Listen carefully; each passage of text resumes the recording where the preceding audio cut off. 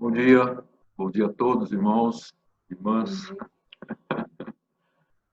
Bom dia, irmãos, graça e paz.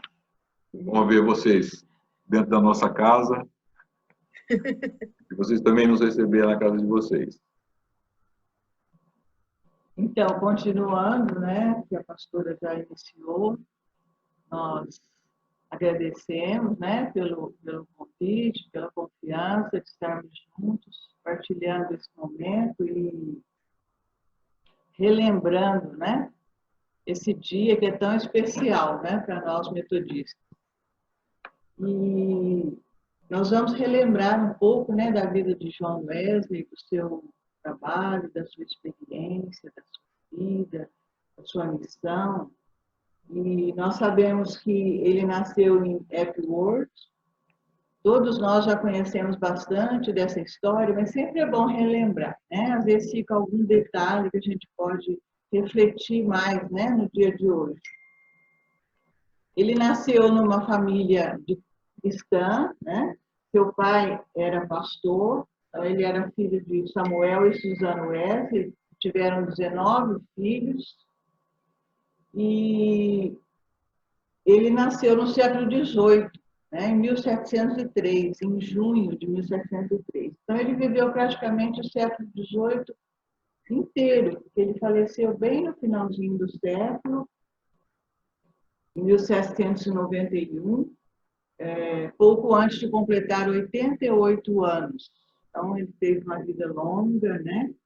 E muito abençoada. E no contexto que ele viveu, no século XVIII, lá na Inglaterra, estava acontecendo a Revolução Industrial, naquele momento, né? Naquele século. E grandes mudanças estavam ocorrendo no país. Então, os historiadores nomeiam o grande avivamento que foi iniciado por John Wesley, né, como sendo a influência que salvou a Inglaterra de uma revolução igual a que acontecia na França, né, que deixou a França em ruínas, que foi a Revolução Francesa. Então, o movimento metodista ele foi muito importante, né, nessa época e depois também, né? Então, verificando assim um pouquinho mais sobre o contexto do século XVIII, no qual a família de Wesley vivia, existia assim muita frieza espiritual, muito formalismo. As pessoas estavam desanimadas, né? Não tinha entusiasmo pela religião. As pessoas quase não iam mais à igreja, eram os desigrejados de hoje, né? Havia muita discussão teológica, mas sem a prática do evangelho, né? Sem a preocupação com as necessidades do povo. Existia muita pobreza, né? Não é diferente hoje, né? Os vícios dominavam a alta sociedade, existia baixo nível moral, muitos crimes que eram corriqueiros, né, praticados ao ar livre, e também, assim, né, muito parecido com a nossa época de hoje. Na sua vivência, na sua educação, John Wesley ele recebeu uma influência muito grande de sua mãe, Susana. E aquele acontecimento que nós já conhecemos, né, do incêndio na casa pastoral, John Wesley ele foi salvo desse incêndio, né?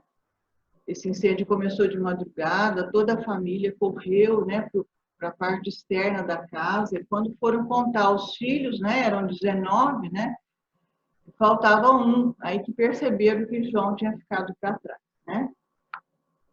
Mas Deus tinha um propósito, né, para a vida dele, e ele foi salvo, e como isso é sua mãe, né, é um cristão tirado do fogo.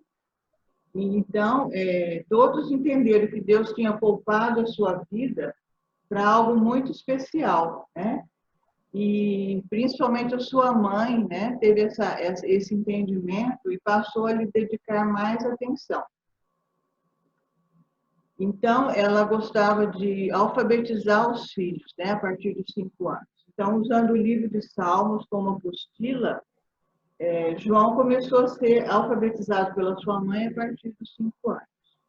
E a educação na família de John Wesley, a família do pastor Samuel Wesley, que era seu pai, tinha muita importância, né?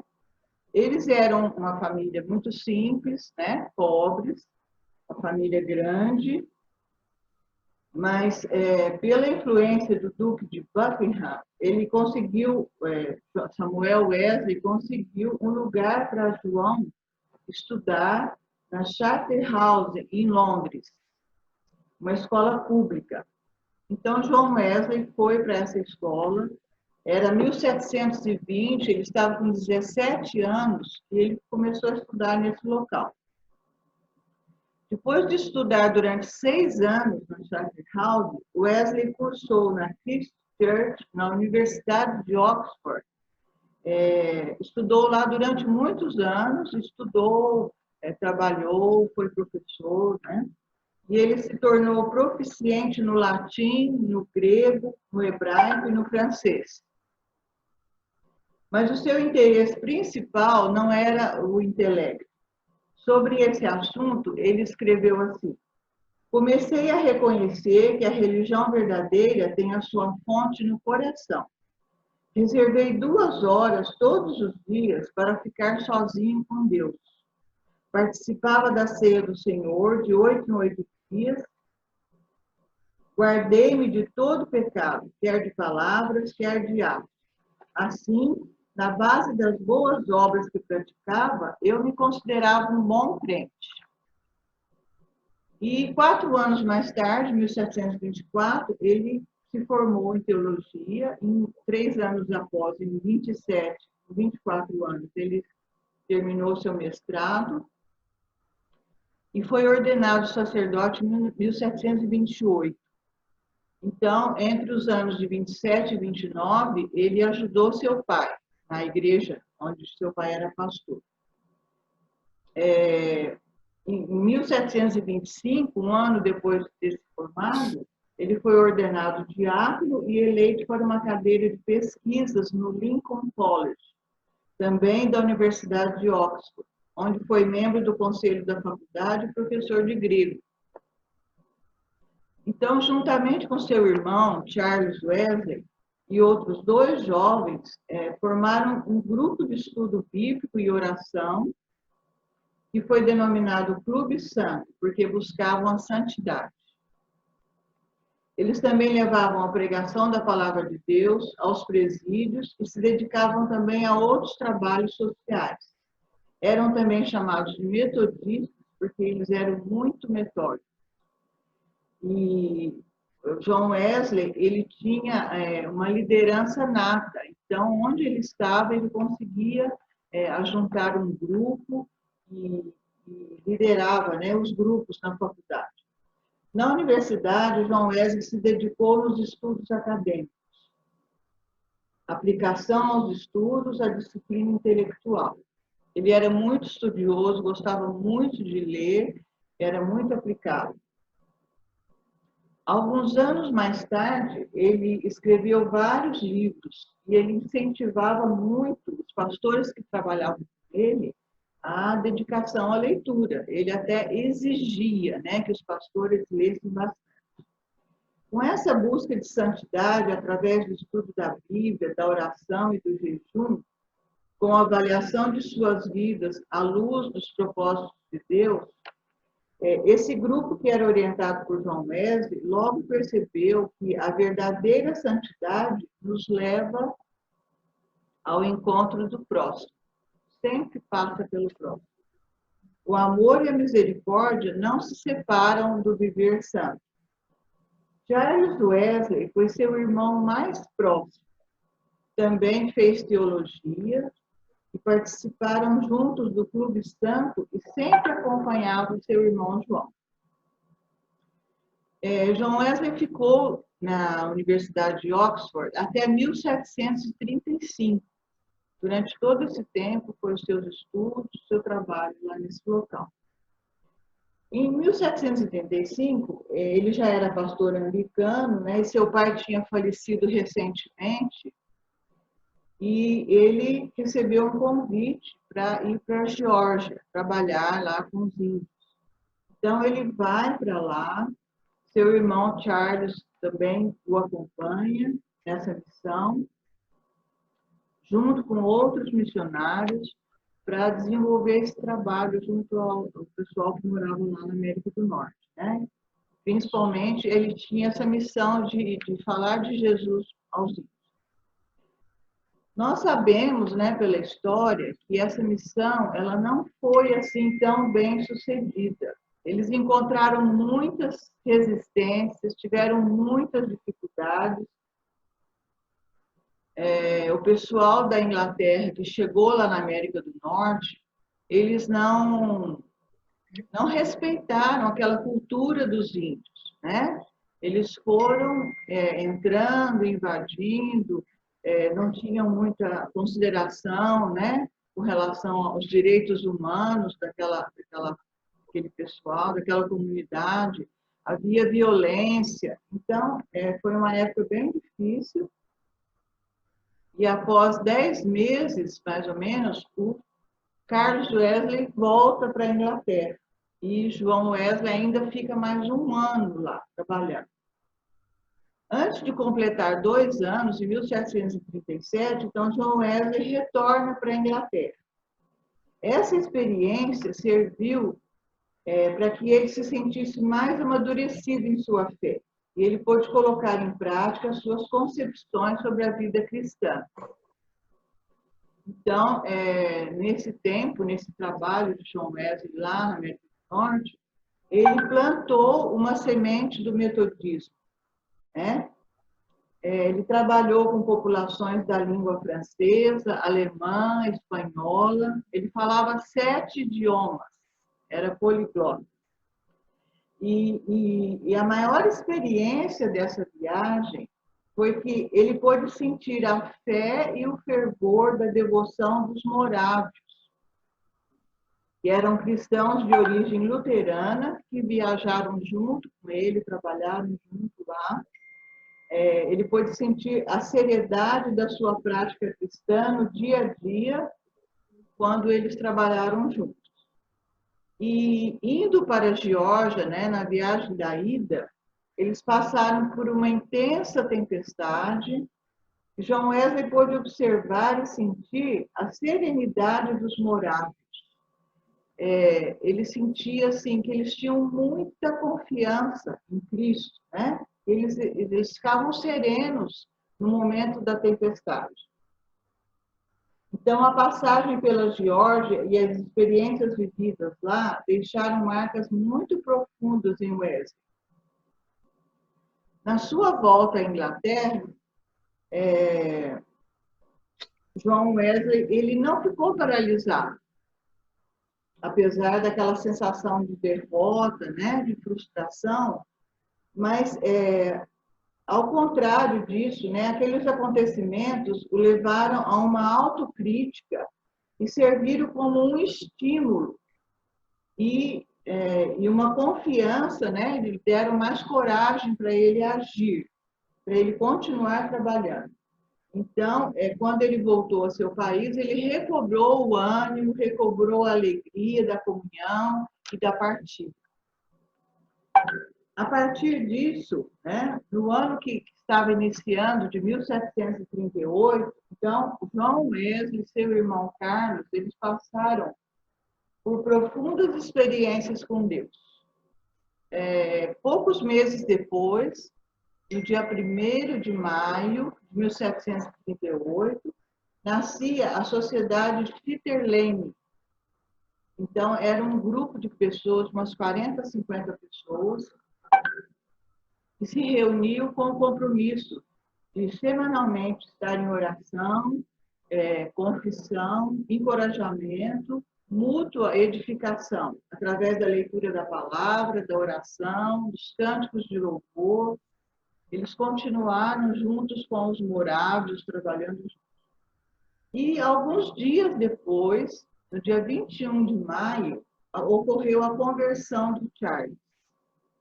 A real conversão, né? A conversão genuína. Os dois já eram pastores, né? E 3 dias depois, em 24 de maio, aquele momento especial que todos nós conhecemos, né? A conversão de João Wesley, quando ele teve a experiência do coração aquecido, como ele descreveu em seu diário. Ouvindo a leitura do prefácio de Lutero à Carta aos Romanos, onde se descrevia a mudança que Deus opera no coração pela fé em Cristo, Wesley sentiu seu coração estranhamente aquecido e sentiu que acreditava apenas em Cristo para a salvação e uma certeza e segurança de que seus pecados estavam perdoados. Então, ele sentiu aquele aquecer do seu coração e sentiu essa certeza, né, do perdão de Deus. Essa experiência deu um novo sentido à vida cristã de Wesley e reorientou a sua prática pastoral a partir daí. Então, a partir dessa experiência, Wesley passou por uma transformação, como aquela vivenciada pelos viajantes de Emaús, como foi a citação da pastora, né? Ele passou da tristeza para a alegria, do júbilo, do desânimo para o alento, da morte para a vida. Foi uma mudança total, né? A presença do Senhor Jesus na solidariedade daqueles que se juntaram a Ele no estudo da palavra, na comunhão, no partilhar do pão, possibilitou essa transformação e o ânimo para continuar a missão. Wesley descobriu que a santidade desejada por Deus passa sempre pelo próximo. Nos anos seguintes, então, ele se tornou pregador itinerante, juntamente com seu irmão Charles, que também era pastor, pois a igreja a qual pertencia, a igreja oficial, né, da Inglaterra, americana, ela foi fechando aos poucos os púlpitos para os irmãos Wesley, né? Era uma igreja que se encontrava totalmente fria, não se atentava para as necessidades do povo e foi dificultando, né? Fechando mesmo a oportunidade para eles estarem pregando ali nas igrejas. Então, João Wesley viajou por toda a Inglaterra, Irlanda, Escócia, sempre a cavalo, costumava fazer cultos ao ar livre e pregava 3 vezes ao dia. Então, ele viajava a cavalo, muitos quilômetros por dia. Enquanto ele viajava, ele ia lendo. Ele lia muito durante as caminhadas a cavalo, né? E enfrentou assim muitas provações. Ele viajava debaixo de sol, de chuva, de neve e não se intimidava, né? Apesar de já estar ficando um pouco idoso, ele continuava trabalhando. Um pastor prega, em média, 100 vezes por ano, mas João Wesley pregou cerca de 780 vezes por ano, durante 54 anos. Então, nos 54 anos seguintes, né, esse servo de Deus, que era um homem assim, franzino, né, ele não era muito alto, ele era magrinho, né, pesava em torno de 60 quilos. Ele se dirigia a grandes multidões, né? Muitas pessoas vinham ouvir a sua palavra. E então, enquanto as igrejas fecharam as portas, ele se levantou e foi pregar ao ar livre, né? E no seu trabalho, dali em diante, ele formou os pequenos grupos, que foi o que impulsionou o movimento metodista, né? Os grupos eram denominados de bands, que eram grupinhos assim de 5 a 10 pessoas, tipo célula, né? Que se reuniam para edificação e apoio espiritual. Então, essas bands eram grupos assim bem reduzidos de pessoas, eram homogêneos, né? Grupos só de homem, grupos só de mulher, eram divididos por distinção de sexo e estado civil. E o propósito disso era permitir que eles pudessem orar em conjunto e também confessar seus pecados, né? Para que houvesse confissão de pecados entre eles, né? Uns aos outros. E John Wesley também formou as classes, que eram grupos um pouquinho maiores, assim, de 12 pessoas, agrupadas geograficamente, e que continham todas as pessoas da sociedade metodista. Então, assim, ele conseguia acolher a todas aquelas pessoas que estavam chegando, né, para participar desse movimento metodista. E eles eram sempre focados na salvação, na santificação e no serviço ao próximo. Todos esses grupos tinham um líder, que era escolhido por John Wesley, era uma pessoa de sua confiança, e ele se reunia com esses líderes semanalmente para orientação, para que os líderes pudessem dar sequência ao trabalho com os grupos, né? Então, nós vemos que esses grupos foram o segredo da implantação do movimento metodista, que cresceu principalmente por sua metodologia de encontro.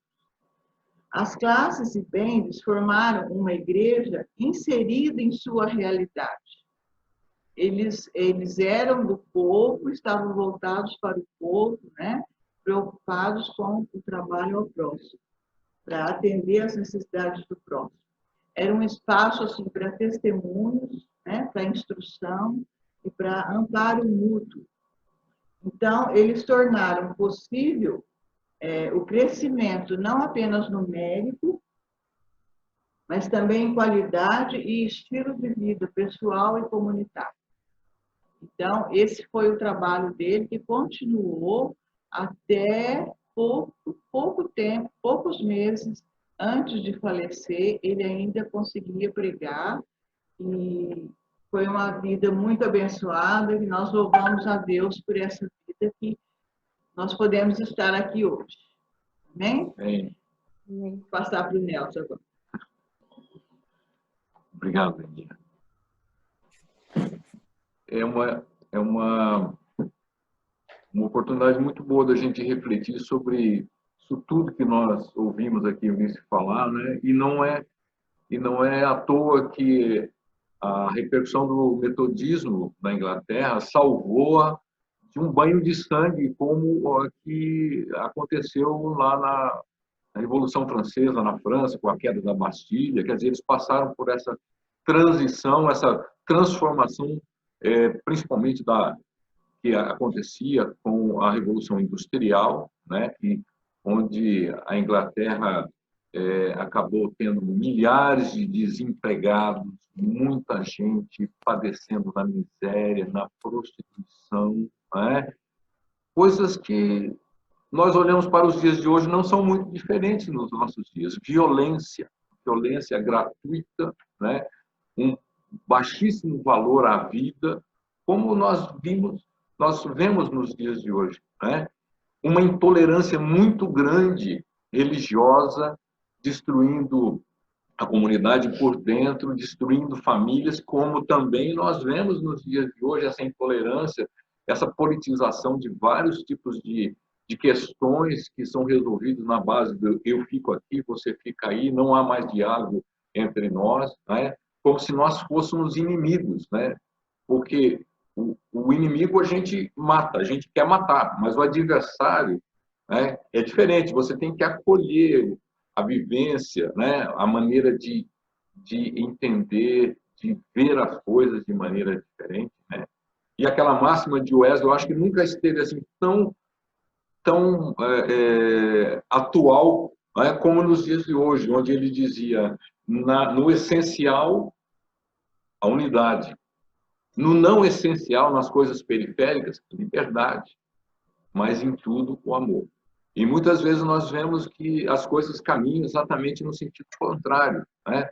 Naquelas coisas periféricas é que onde acontecem muitas as divisões entre nós, né?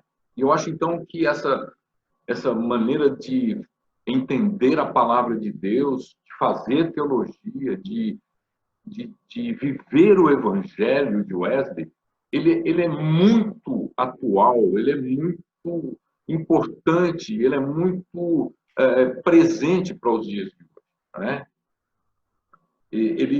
Wesley era uma pessoa realmente que apaixonava, né? Quando as pessoas o conheciam, né? pelo seu caráter, pelo seu compromisso, né? Pela sua maneira de se portar, né?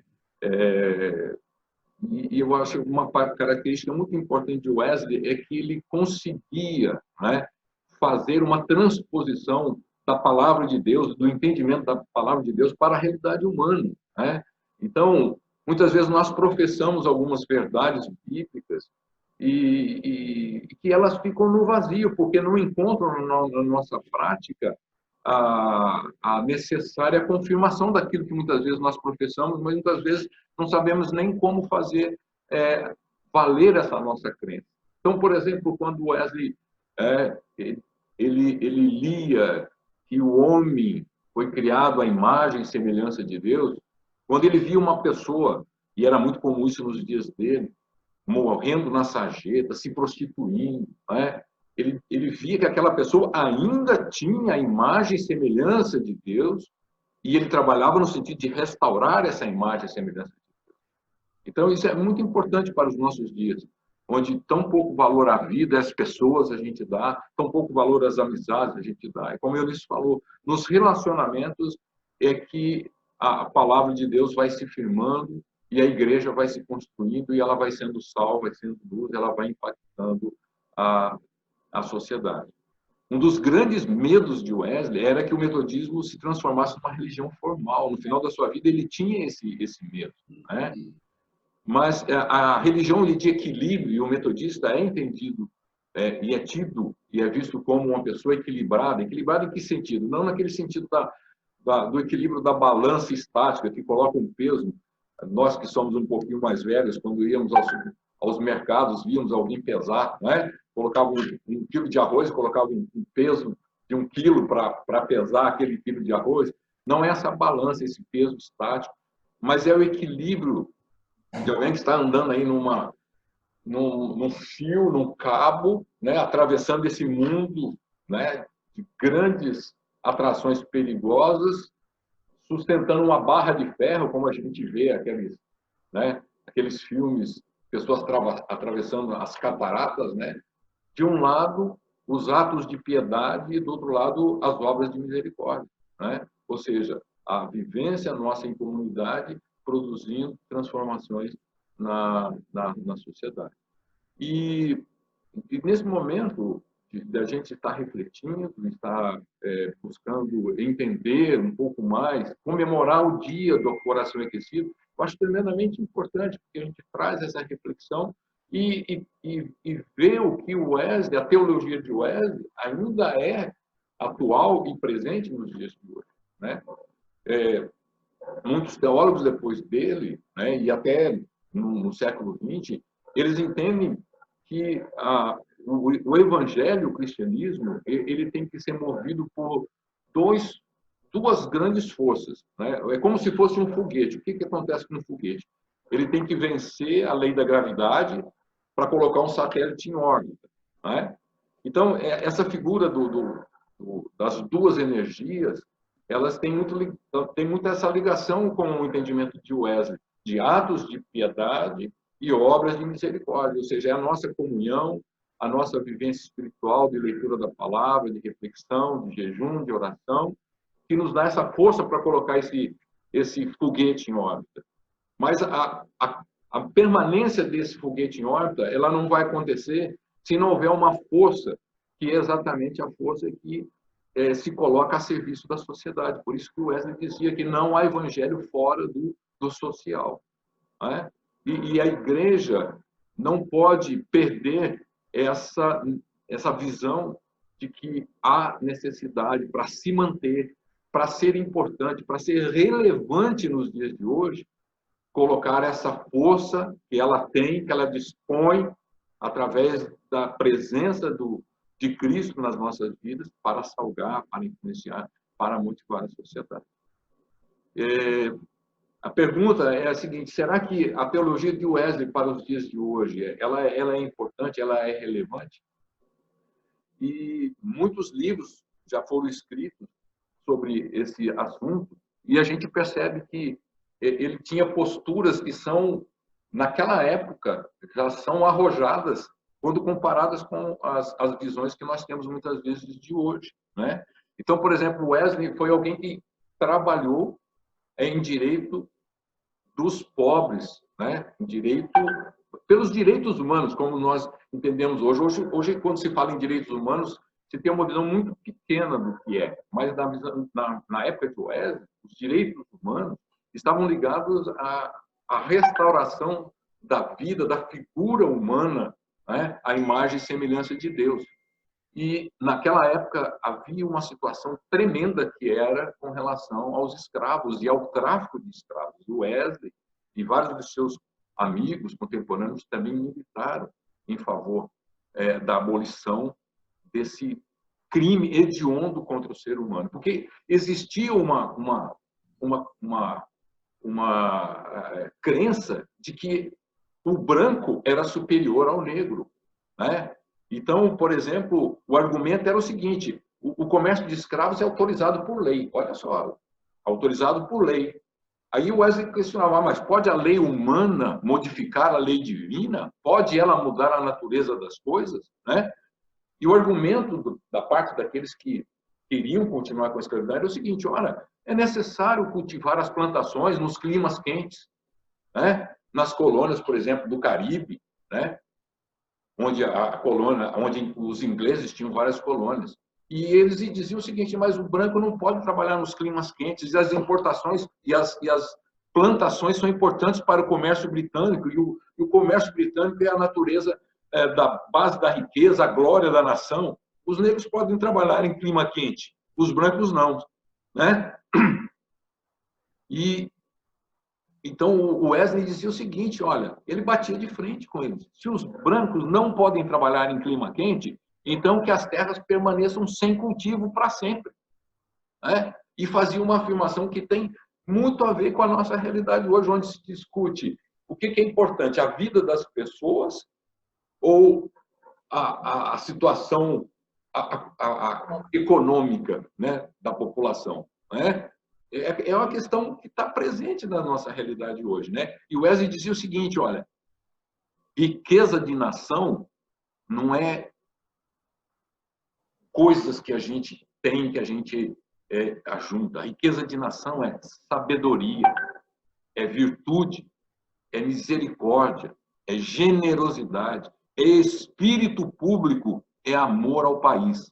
Essas palavras que eu estou citando são textuais dele, nos vários escritos que tem sobre o Wesley. Então, eu vejo isso de uma atualidade muito grande, porque muitas vezes nós fazemos esse jogo, né, e ficamos divididos. O que é importante? É liberar do isolamento social, né, porque senão a economia vai parar, né? Mas o Wesley dizia o seguinte, olha, se vai parar, é preferível, então, dar valor à vida. Se não dá para cultivar as terras, porque o branco não se adapta lá, que é uma grande mentira, né? Então, que as terras fiquem produtivas, que as terras continuam desérticas, né? E ele, então, batia de frente com os vários envolvidos, os vários atores, que eram os capitães de navios negreiros, os comerciantes que agenciavam o comércio e lucravam com ele, e os donos de plantações que compravam os escravos. E a gente sabe como é o espírito humano, né? Como que é a maneira de agir do ser humano. Havia alguns argumentos, é o seguinte, mas eu herdei as plantações do meu pai e os escravos do meu pai. Mas o Wesley dizia, e daí? Né? Você tem responsabilidade sobre a vida dessas pessoas, né? Então, o Wesley tinha essa visão bastante prática, né, de entender a teologia e a visão de Deus de igualdade, de oportunidade, de vida para todo ser humano, né? Então, ele incluía nesse cuidado com os pobres a alimentar, vestir, abrigar, preparar os desempregados para o trabalho, encontrar-lhes emprego, visitar os enfermos e pobres, prover novas formas de atendimento aos indigentes, educação para cuidado com a pessoa e propor essas perguntas estruturais sobre uma economia que produz a pobreza, né? algumas coisas muito interessantes, porque ainda continuando nessa questão do tratamento de Wesley e da busca dele para não apenas atender à necessidade do pobre, mas para mudar a estrutura de uma sociedade que alimentava essa situação de permanência da pobreza, né? Então, se dizia o seguinte, olha, uma grande inflação havia lá na Inglaterra da época do Wesley. E a pergunta era o seguinte, qual que é o motivo da inflação? O motivo da inflação é o seguinte, os alimentos são muito caros. E o Wesley fazia, então, aqueles 5 porquês, né, que a gente tem que fazer quando tem um problema, né? Mas por que o alimento é caro? Por que é inflação? É porque o alimento é caro. Mas por que o alimento é caro? Porque o trigo é caro, porque o pão fica caro, o trigo é caro. Mas por que o trigo é caro? Porque quase metade do trigo produzido vai ou ia para a fabricação de uísque. Ou seja, então, a sociedade lucrava com isso. A Inglaterra lucrava com isso, porque era muito mais fácil e muito mais rentável vender o uísque, né, de onde você tirava lá o malte, do que fabricar pão para alimentar o pobre, o esfomeado, né? E nós vemos essa situação na nossa realidade, muitas vezes hoje. As grandes plantações que alijam do campo os pequenos produtores, aí vem para a cidade e engrossa a massa de desempregados nas filas das assistências sociais, né? E, por incrível que pareça, as grandes extensões de terra estão na mão do governo, que são os grandes latifundiários, né? E uma outra situação também que ele batia de frente, né? Ele falava, por que a carne do boi, a carne do carneiro é tão cara? Porque os fazendeiros preferem criar cavalos para exportar para a França, cavalos de corrida. A gente sabe que o cavalo inglês, né, o sangue inglês, né, ele ainda até hoje é muito famoso, né? E o Wesley, até onde ele chegava então nessas situações, né? E ele desempenhava então aquilo que nós chamamos da voz profética, denunciando não somente os fatores que geravam a morte, mas exortando também os responsáveis a repensar os atos e assumir medidas para reverter essas situações. Wesley me lembra muito o profeta Natan, quando confrontou Davi no pecado de Batseba, né? Ele foi lá, Davi começou a enrolar Natan e falou, não, você, esse cara aqui, olha, você tinha tudo, né? E você acabou dando a ovelhinha, né, para o forasteiro, porque você não queria, né, se tinha tantas mulheres, mas preferia a mulher do vizinho, né? Então, esse evangelho de confronto, de penetrar no fundo das questões, não apenas atender à necessidade. E uma coisa que me chama muita atenção, ele disse o seguinte, a igreja, os crentes não precisam, não tem que esperar o pobre vir até eles. A igreja tem que ir até os pobres.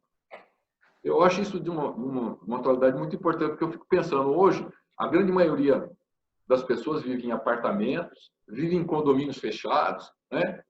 E quase que tem uma desculpa moral, dizer, olha, não, mas não tem nenhum pobre batendo na minha porta. E claro, mora no 10º andar, mora no condomínio, ninguém vai bater lá, né? Mas na visão de Wesley é o seguinte, olha, você não tem que esperar, você tem que ir atrás. E ele tinha uma grande justificativa para isso. Ele dizia o seguinte, olha, você, quando vai atender a necessidade do pobre, é você que está sendo transformado. É você que está sendo abençoado, né? Parafraseando a palavra de Deus, né? É melhor dar do que receber, né? Então, essa questão é uma visão da teologia prática de Wesley que encontra a aplicação nos nossos dias, né? Uma outra coisa assim que é muito também atual nos dias de hoje, que a teologia de Wesley também se preocupava, é com o direito da mulher, né? Já na época de Wesley, a pregação, por exemplo, era atributo quase que somente dos clérigos, né? E ele rompeu com isso, não apenas dando oportunidade aos clérigos, aos leigos, né? Mas também incentivando e colocando as mulheres também na frente do trabalho, né? E é claro que isso tinha uma relação muito forte com a sua mãe, né? Quer dizer, essas relações familiares, elas mais abertas, né, com a mãe, elas foram significativas e importantes nessa visão que o Wesley teve a respeito dos ministérios das mulheres. Há um evento que acho que é sabido de todos, mas vale a pena recordar, que Samuel foi a o que hoje é considerado um concílio das igrejas, né? E naquela época não era assim, pega o carro, voo de avião e volta, né? Ele ficou meses fora. E ele, na saída dele, ele já era um pároco da igreja, ele nomeou uma outra pessoa, um pároco, para tomar conta da igreja, né?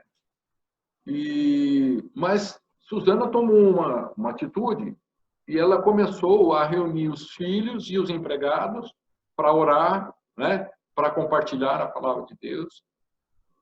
E só os vizinhos, né?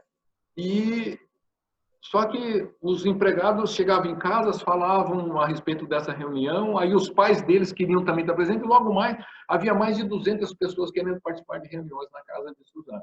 E aí aconteceu o quê? O pároco encarregado ficou com ciúme, né? Ficou com ciúme.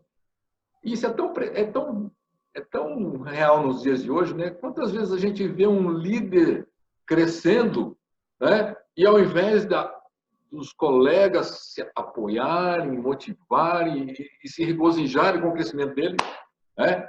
E inclusive de orarem, né? Dando a base de respaldo, né?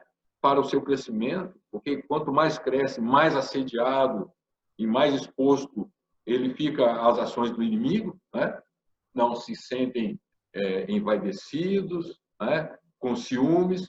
E o pároco escreveu para o Samuel Wesley dizendo que, olha, está acontecendo isso, e pode ser que alguém faça uma reclamação, e aí vai, né, na linguagem de hoje, vai pegar para você e vai pegar para a Susana. Né? Aí o Samuel, o que falou?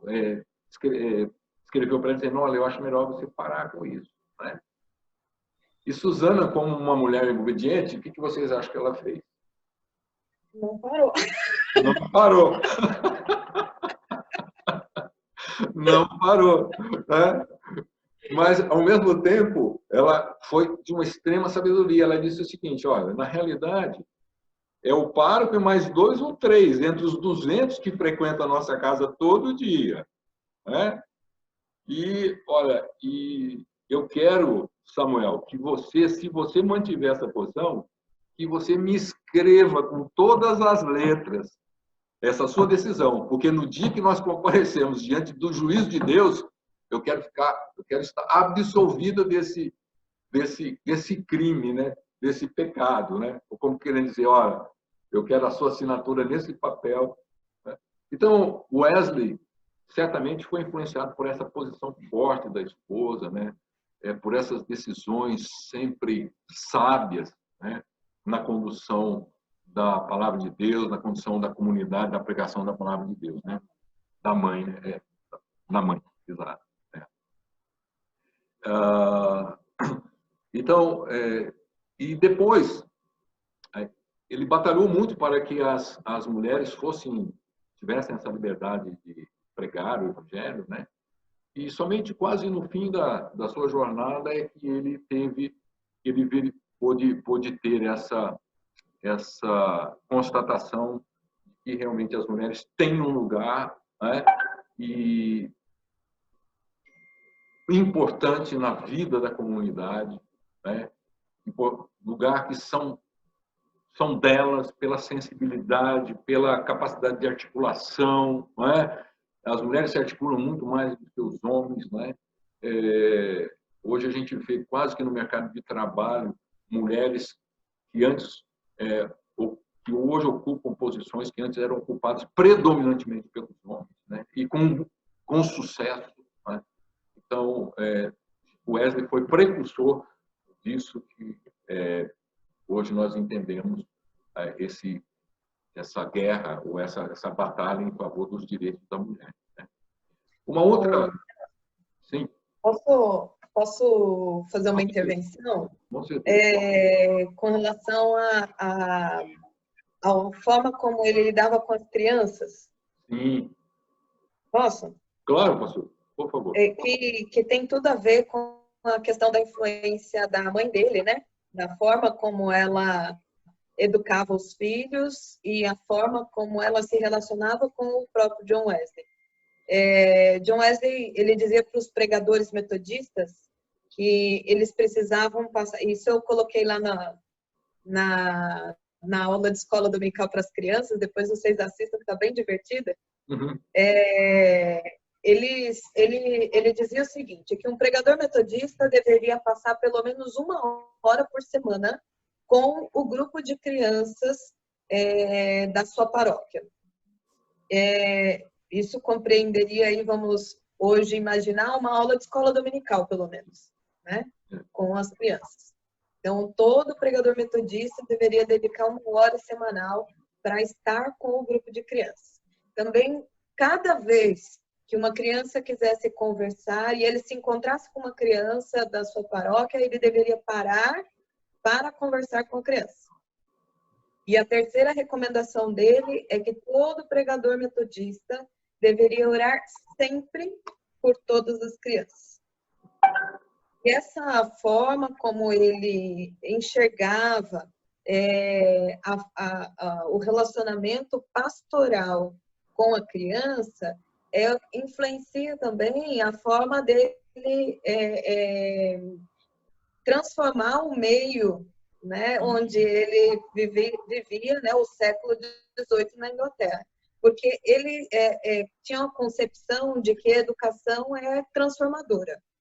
Então, o que ele pretendia? Alcançar todas as crianças pobres, eram as crianças filhas dos trabalhadores das minas de carvão, que não tinham nenhum acesso à educação, né, formal, e pagava professoras que pudessem dar aula para essas crianças.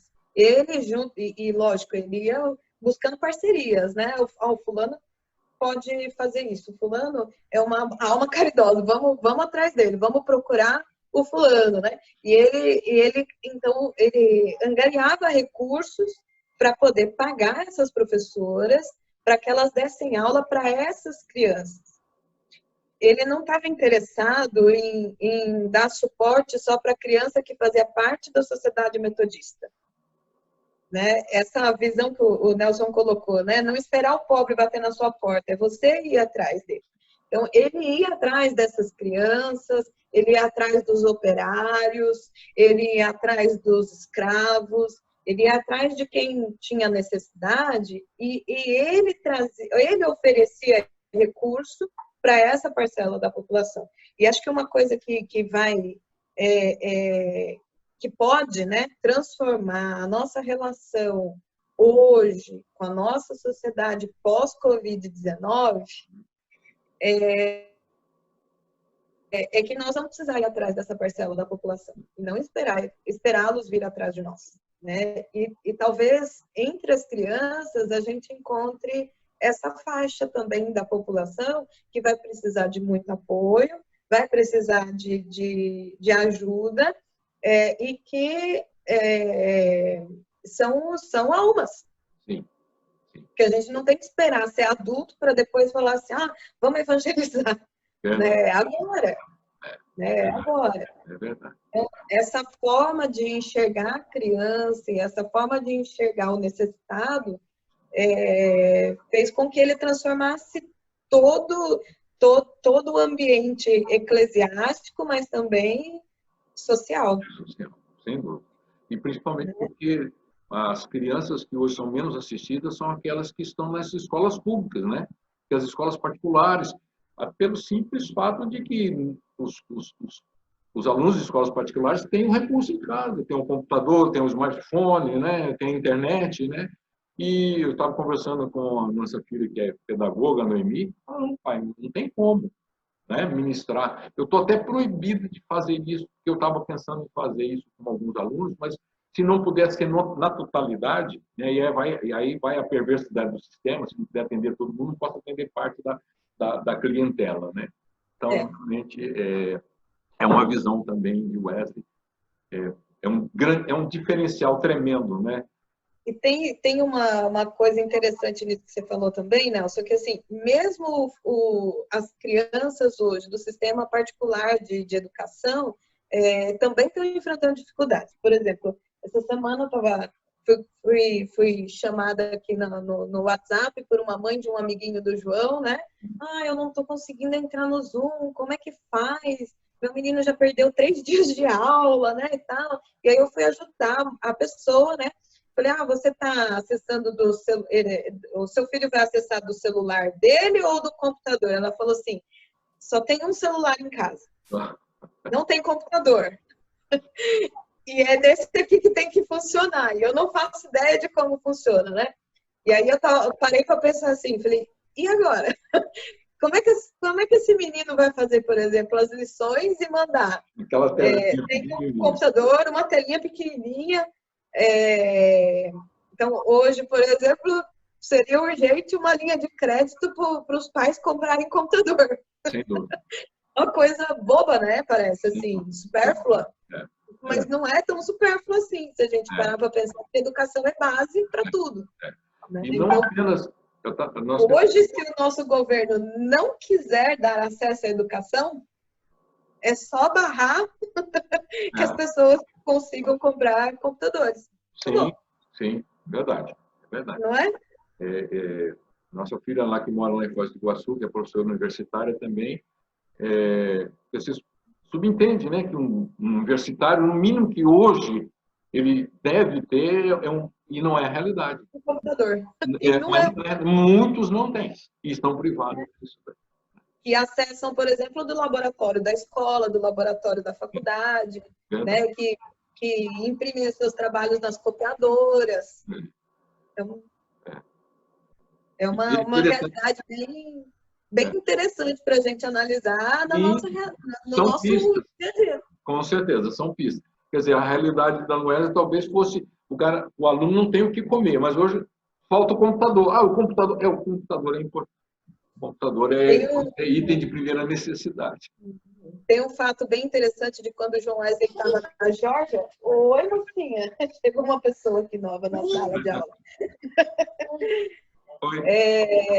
Tem um fato bem interessante de quando o João Wesley estava na Geórgia, que um amigo dele, né, que estava lá na colônia também, dando aula para as crianças, chegou comentando que os alunos mais abastados davam risada, né, tiravam sarro dos alunos que não tinham sequer sapato para ir na escola. E aí John Wesley pede para o amigo dele assim, se você faz as minhas tarefas amanhã para eu dar aula no seu lugar?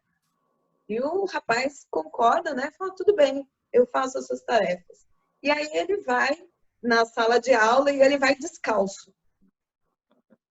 E quando ele chega descalço na sala de aula, todos os alunos se espantam, né? Isso mostra uma cena no filme dele, tem uma cena sobre esse episódio, né? É bem interessante porque o professor Duncan Alexander Haile, que foi um historiador norte-americano que esteve muito tempo como missionário aqui entre nós, né? Ele morava em Campinas, né? O professor Haile, ele diz que depois disso, a relação com as crianças na sala de aula mudou drasticamente. Porque as crianças abastadas não davam mais risada das crianças pobres que iam descalço na sala de aula. Porque o professor entrou descalço na sala de aula. E ele diz que ele entrou e disse para as crianças assim, essa é uma atitude não cristã, dar risada de quem não tem calçado. Né? Então é uma questão assim interessante para a gente, uma boa pista para a gente atuar nos dias de hoje, né? É bem do estilo de Wesley, né? Viver com a realidade do pobre, né?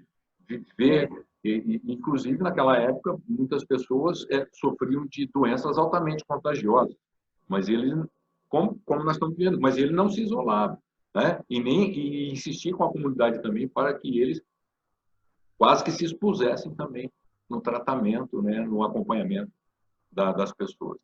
São Ele não só se expunha, como ele também pesquisava sobre medicamentos naturais, né?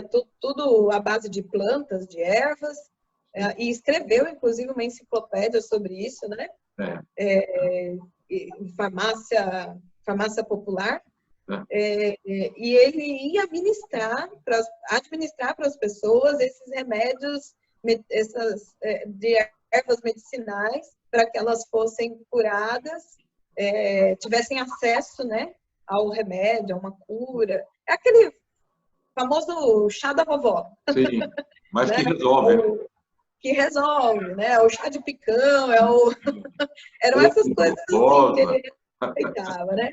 O boldo, né? Eram coisas assim que ele receitava. Mas é uma coisa interessante porque as pessoas não tinham acesso. Né? E ele proporcionava o acesso.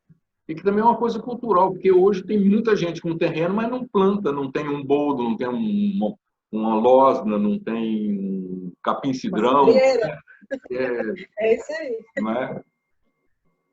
E uma outra visão de Wesley, uma visão de Wesley também que tem muito a ver com os nossos dias e também fruto daquilo que foi a experiência dele através dos vários contatos com pessoas que professavam religiões diferentes e maneiras diferentes de cultuar a Deus, foi o que nós chamamos, do que se chamou de pluralismo religioso, né?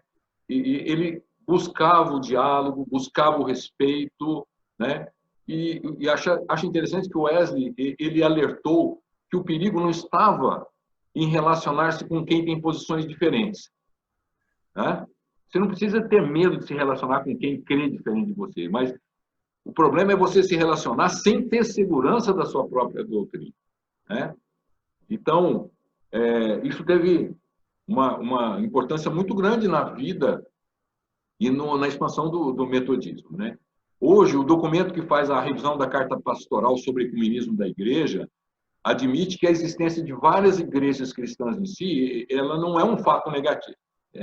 É um fato negativo, mas as diferenças entre elas não podem se tornar negativas quando as relações são caracterizadas por atitudes de competição, acusações mútuas, né? Falta de diálogo e até conflitos, né? Então, é urgente trabalhar essa unidade interna para resolver os problemas de relacionamento, né? E, infelizmente, o que a gente vê nos dias de hoje, que nós encontramos mais tolerância, às vezes, com as comunidades e lideranças não metodistas do que com os irmãos e lideranças dentro da própria denominação, né? É como no dizer popular, quando muitas vezes a gente questiona por que as igrejas não crescem, né? Porque entra por uma porta de 1 metro de largura e tem uma porta nos fundos de 6 metros de abertura, né? Como no popular se diz, é jogar a criança com a água do banho, né? Por quê? Porque muitas vezes internamente a gente não pratica aquele pensar e deixe pensar, né? No essencial unidade, né? E muitas vezes nós nos digladiamos e estabelecemos conflitos por questões periféricas que minam as lideranças, minam o futuro da liderança, né? Quantos jovens, né? Essa é uma realidade que a gente não precisa nem se estender para mostrar qual é a importância de estarmos trabalhando essa questão, né? Do respeito, da diversidade, né? Do entendimento do diferente, né? Do direito da oposição, né? Eu respeito o seu ponto de vista, posso não concordar com ele, mas eu respeito o seu ponto de vista, respeito a sua maneira de ser, não posso não concordar, mas eu respeito, né? E você vai buscando pontos de contato, pontos para poder desenvolver o trabalho. Eu acho incrível que muitas vezes aconteça isso ainda entre as igrejas e dentro da própria igreja, quando a palavra de Jesus é tão clara, quando os discípulos rogavam a ele, olha, mande fogo dos céus para aqueles lá que não estão no caminho conosco, né? E Jesus foi tão claro e disse, olha, deixe que eles pregam, né? Estão pregando a palavra de Deus, então deixe que eles preguem. Então, essa questão do pluralismo religioso, da convivência com o diferente, né? É muito importante e é uma realidade que nós temos que trazer ainda para os nossos dias, né? E a teologia de Wesley, ela é assim estudada hoje e os pesquisadores estão descobrindo a aplicação de determinados conceitos, visões, até para assuntos que na época não eram nem tidos como importantes, como por exemplo a questão ambiental, né? Na época de Wesley não se falava, né? Não tinha CETESB para multar o chaminé que saía cuspindo fumaça, né? Mas, no entanto, a preocupação dele com as questões ambientais, com a questão da poluição, com a questão dos maus tratos aos animais, né? Hoje a gente não vê muito falar nisso, mas na minha época, por exemplo, era uma coisa incrível, né? Eu acho que o Silas também participou disso, não sei se o Wilson também, né? Criança, não se via criança, não se admitia criança sem um estilingue, sem um imodoque na mão, né? Nossa diversão nas férias era matar. Estou presente, né? Conheceu bem isso. Nossa diversão nas férias era matar passarinho, né? Atirar em gato, né? Eu me lembro que eu e meu irmão, umas vezes, nós matamos 26 assanhaços e demos para nossa mãe para fazer um arroz com assanhaço. E ela fez a gente comer aquilo tudo, porque não tinha nada. Aquilo ali é seco, né? Mas agora você vai comer, porque vocês mataram, né? Mas matavam por quê? Porque não tinha visão, não tinha conhecimento, né? Não tinha instrução. E o Wesley, até sobre isso, ele criou ordenamentos e entendeu a maneira de incorporar isso na cultura dos seus paroquianos, né? E então essas reflexões e aquilo que ele escreveu, como a pastora bem colocou, né? A questão dessa visão dele de entender como é que funciona o corpo humano, de pesquisar sobre remédios, né? Ele teve uma visão larga sobre as necessidades humanas, mas não ficou só nesse entendimento. Ele atuava no sentido de minimizar, no sentido de resolver os problemas da sociedade. E por isso, certamente, o impacto do metodismo foi tamanho na Inglaterra, né? Eu até, pesquisando no Eunice, eu vi que a igreja anglicana, por exemplo, hoje na Inglaterra, ela passa por situações muito difíceis, né? Como a maioria das nossas igrejas também, com pouca gente, né? O evangelho tem tido pouca aceitação, né? E aí a minha pergunta é a seguinte: no berço do metodismo, né? O que será que aconteceu que se perdeu toda essa energia, se perdeu todo esse referencial, né? E o que aconteceu também com o metodismo, onde ele acabou criando raiz, né? Essa é uma pergunta que a gente tem que se fazer no sentido de refletir sobre o que levou a esse caminhar fora da visão, né? De ser igreja transformada e transformando, igreja transformada, sempre se transformando e transformando a sociedade, né?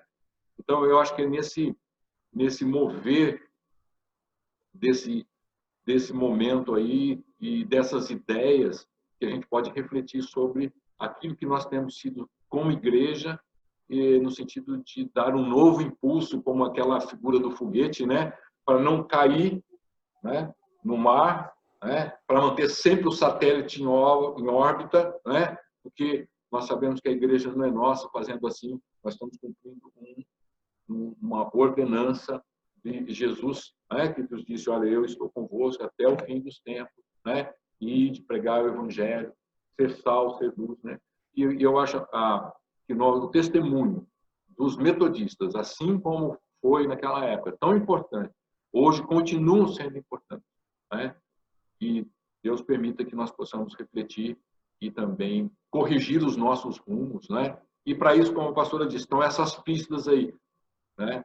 Eu acredito muito nesse momento que nós estamos vivendo, porque esse tipo de reflexão talvez a gente não tivesse, não temos que ter tanta preocupação com quantas pessoas nós estamos falando, mas é importante nós entendermos que a qualidade daquilo que a gente está propondo e essa visão aí, ela tem que ter uma aderência, né? E como Wesley e Charles Wesley começaram com poucos, né? Foram poucos e aí o movimento foi crescendo, e assim como Jesus com seus discípulos também. Que Deus possa, então, nos abençoar. Acho que vai cair, então. Eram apenas 4 no Clube Santo, né? Exato. Desculpe. Pastora, eu queria agradecer a oportunidade, foi muito bom para a gente aqui, né, mãe? A gente refletir também sobre esse dia do coração aquecido, né? E algumas perguntas que eu coloquei, não consegui compartilhar a tela, né?